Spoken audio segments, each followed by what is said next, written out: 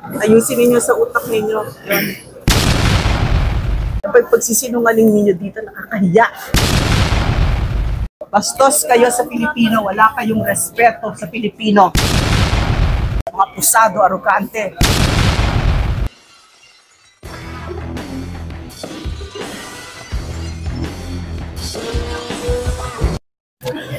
Mask po, sir. Ayos lang. Hindi ako nagpapaalam, sir. Sinasabi ko. Malaya ang Pilipino, sir.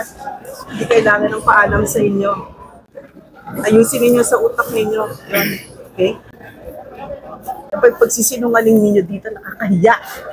Nakaririmari, nakakasulasok. Sinungaling ninyo. Sinisira ninyo ang PNP.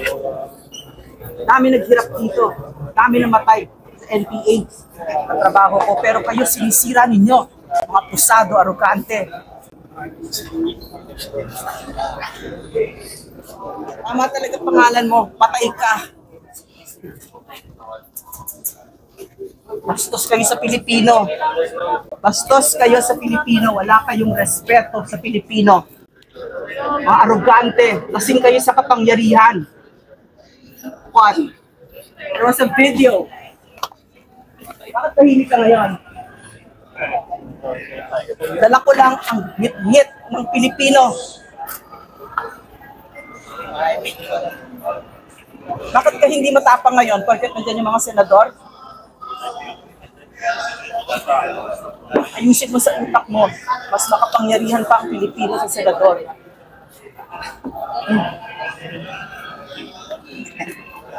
So narinig nyo si Yusek Doc Lorraine Badoy. Totoo naman, yung ngit-ngit ng Pilipino talaga sobra-sobra na.